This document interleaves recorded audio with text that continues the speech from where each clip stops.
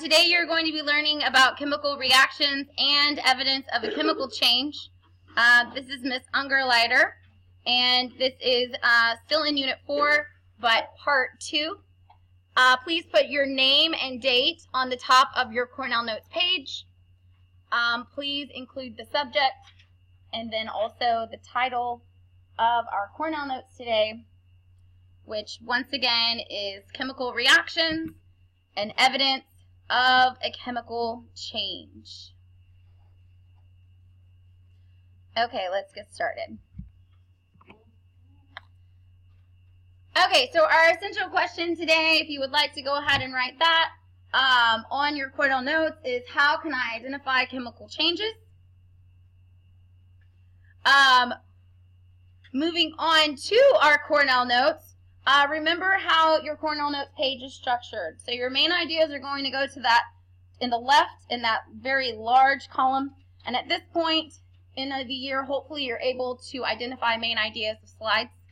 Okay, and then what is underlined will need to be located on the right or in the lines of your Cornell Notes sheet.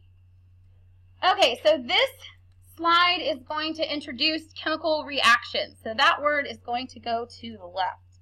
And if you want to do this in traditional Avid style, you could write, what is a chemical reaction? Question mark. So chemical reactions are what change elements into compounds. Remember, we have a periodic table of elements, not a periodic table of compounds. Okay, so elements exist on the periodic table. They are in pure form, and then they can be chemically bonded to create new substances. And those new substances, when you chemically bond one element or more, is called a compound. So over here in my example, you have two reactants. You have Na, which is, think about what Na is. If you are thinking that it is sodium, you are correct. Okay, and then you also have chlorine, Cl.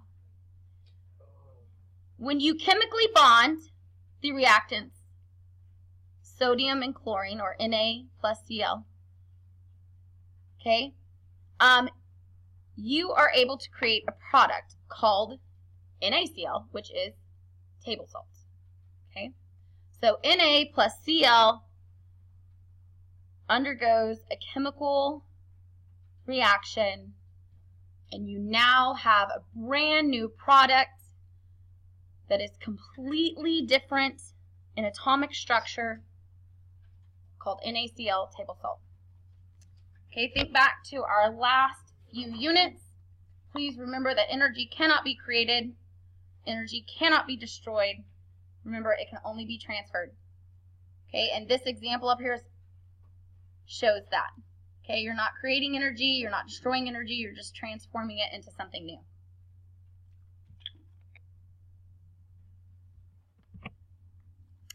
Okay, so there are two different types of chemical reactions. Let's start with the type on the left. You've got exothermic and endothermic. Exothermic reactions are the majority of chemical reactions. They're especially the majority of chemical reactions that you were probably thinking about.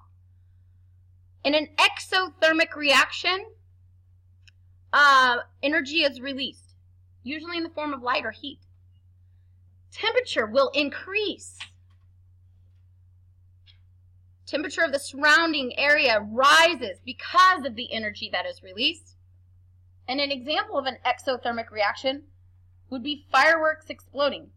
Pretty much anything exploding would be an exothermic reaction. I want you to think about that word, exo and thermic.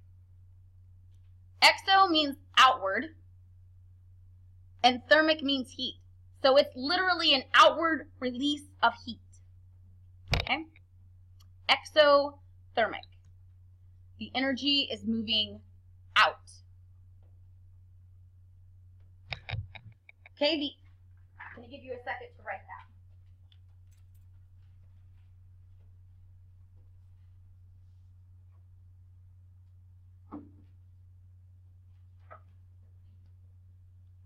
Okay, the next type of chemical reaction is going to be endothermic. Okay, and think of the word endo and what that means. Thermic. Endothermic. Endothermic reactions, they actually absorb energy. They are so powerful. It takes so much energy that it has to absorb energy from its surroundings. You may know some superheroes who do that. Okay, during an endothermic reaction, there will be this absorption of energy, and the temperature will actually decrease. An example of an endothermic reaction is photosynthesis. Photosynthesis is absorbing light, water, and carbon dioxide. It undergoes this like chemical change. Okay? Photosynthesis. Can I move forward? I'm going to give you about 25 more seconds to write on this slide. I want you to start thinking of some other examples of exothermic reactions. Maybe jot those down. We can discuss them later. Okay? Maybe you can even think of some examples of some endothermic reactions. Okay? Jot those down. We can discuss those. So think about and write your exothermic and your endothermic reactions. Also, if you want to go ahead and draw some non-linguistic representations, fancy word for pictures, okay, you may do that at this time also. You can do those in the margin or in that underneath your main ideas. Okay, so we are going to very briefly, quickly discuss a physical change. Okay, the biggest physical change that trips people up is water. Okay, H2O. H2O is H2O whether it is a solid, liquid, or a gas.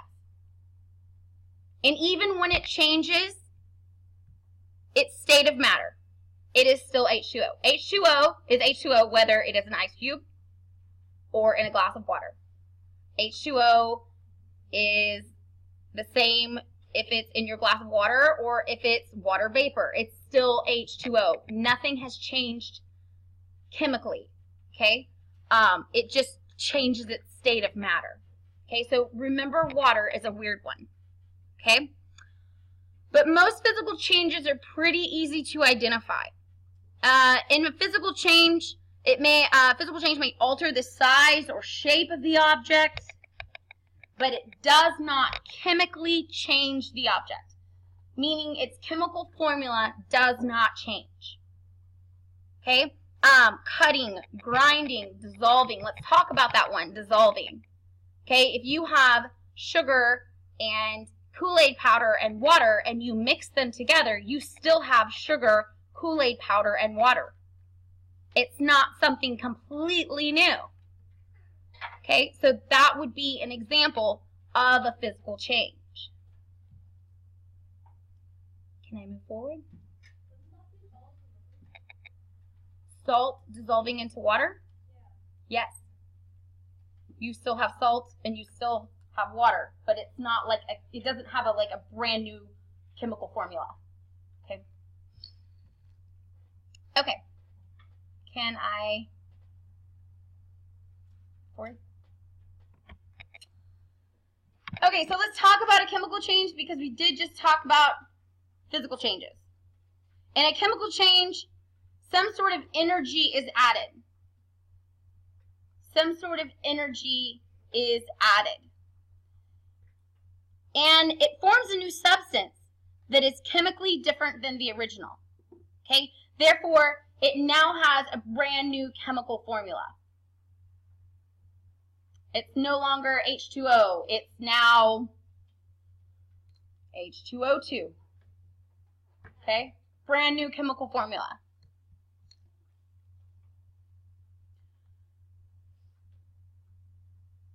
The new substance cannot be changed back to its original form. And I don't want you getting tripped up on that statement. Okay? Obviously, if I cut my hair, okay, that's a physical change. And I can't change it back to its original form. I mean, it can grow back, okay, but still cutting something or grinding something or dissolving something is still a physical change. Chemical changes, the new substance cannot be changed back to its original form. So the H2O, that's now H2O2, it can't be changed back to H2O. No, not by you and me.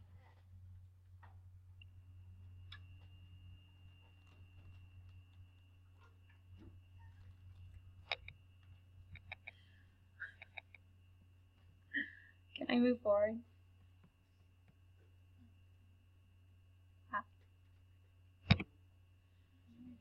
Hey, Miss Ungerlater, I'm hungry for an example. Oh, is that what you were laughing about? I can't eat you go. Okay, so if you take a look up here at the slides, you will see we have a grill. And there is raw chicken on the left. And then over a period of time, you no longer have raw chicken. You have cooked chicken. So I want you to very quietly turn to a shoulder partner and whisper and discuss whether this is a physical or a chemical change.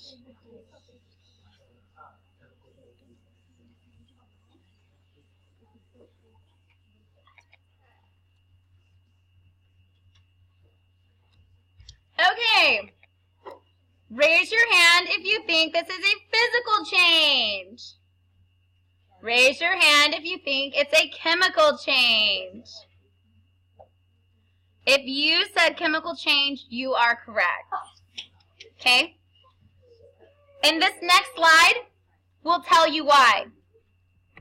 So this is evidence of a chemical change. So this is how you know a chemical change has taken place. So on the left side of your Cornell note sheet, please write evidence of a chemical change. Okay, and let's look at this list and refer back to our raw versus cooked chicken example. Okay, so to provide evidence of a chemical change, one or more of these must occur. Okay, one or more must occur. You won't always have them all. Typically, you'll have, 3 or 4. Okay. So number 1, temperature change. Was there a temperature change that took place between the raw and the cooked chicken? Yes. Okay, was there a color change that took place between the raw chicken and the cooked chicken? Yes. It turned from a pink, white color to a golden brown, and in some places there were char marks. Okay, number 3. Now, we didn't observe this, but you could probably imply that when you put cold chicken on that hot grill, it's going to go, that's right. Okay, so yes, a noise did occur. Think back to those fireworks and the noise that those make. Okay? Number 4.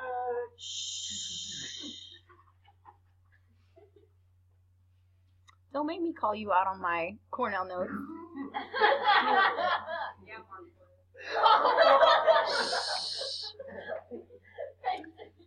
Okay, number 4, a gas is produced. Number 4, a gas is produced. Okay, a lot of times when you're baking cookies, you know those cookies are done because you can smell them. Okay, or a lot of chemical reactions, they will produce gases such as carbon dioxide. Okay, and that can be seen through bubbles or fizzing. There is a smell change. And then sometimes a solid will form. So for example, when you're making a cake, you've got a liquid batter of cake mix and eggs and water. Okay, and then once you bake it, once you add energy, okay, a solid will form. So there's your evidence of a chemical change. Okay, let's go through them very quickly. Okay, our temperature changes. Okay, can that be an increase or a decrease in temperature?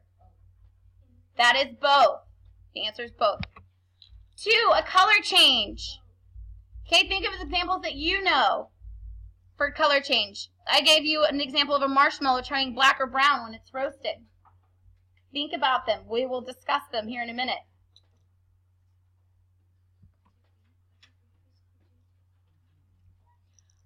Number 3, noises occurring. Think about some chemical changes that you know of where noises have occurred. Gas produced, bubbles or fizzing, Alka-Seltzer in water makes carbon dioxide gas. Feel free to jot these down for your examples for each one of them. Smell change. Baked cupcakes smell completely different than the batter. And so do cookies. A lot of times if there is a gas being released, you're going to be able to smell that. And then finally, a solid will form, also called a precipitate. A precipitate is a solid that forms during a chemical reaction. Okay, so take a look at these 2 examples. I will give you a hint. They are both either physical or chemical. Okay, turn to a shoulder partner and discuss whether you think they are physical and chemical and why.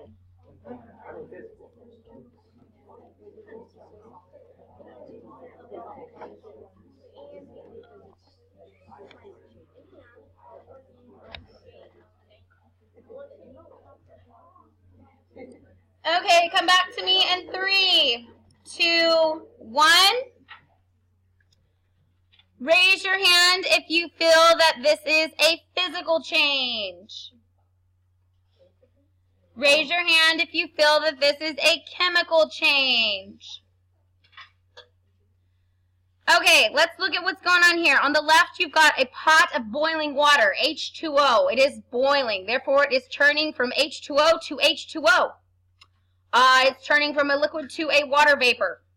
On the right, you've got Kool-Aid. You've got sugar, water, and Kool-Aid powder. Therefore, both of these are examples of a physical change.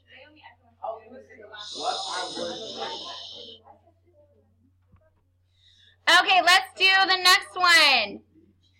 Okay, in your example, in the slide, you've got popcorn being popped in a microwave. Think about evidence of a chemical change. Think about what you know about physical changes. Turn to a shoulder partner and discuss chemical or physical.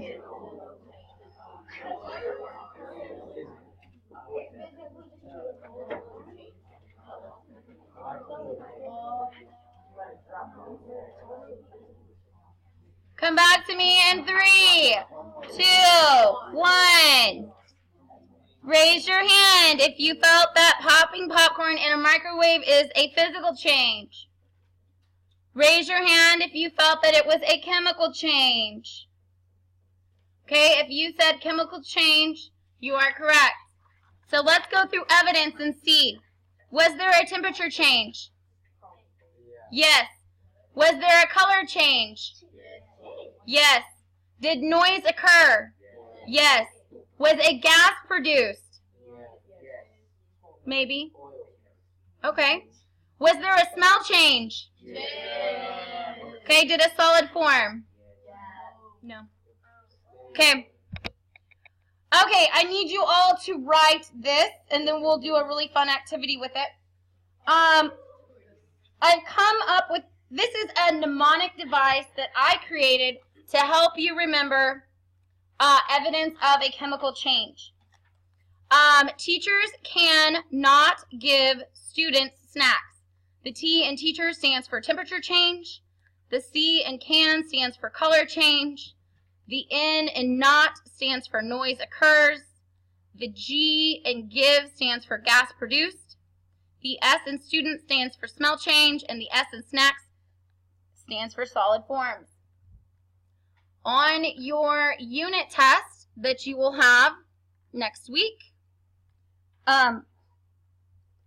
it would be very smart for you to write this mnemonic device on the front of your answer document to help you remember evidence of a chemical change. Okay? Teachers can not give student snacks because you might have a peanut allergy, right?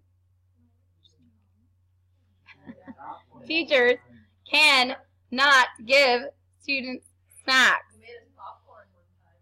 Oh, you're terrible. We need to report you.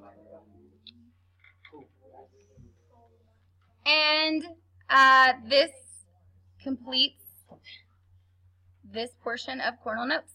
Thank you for watching.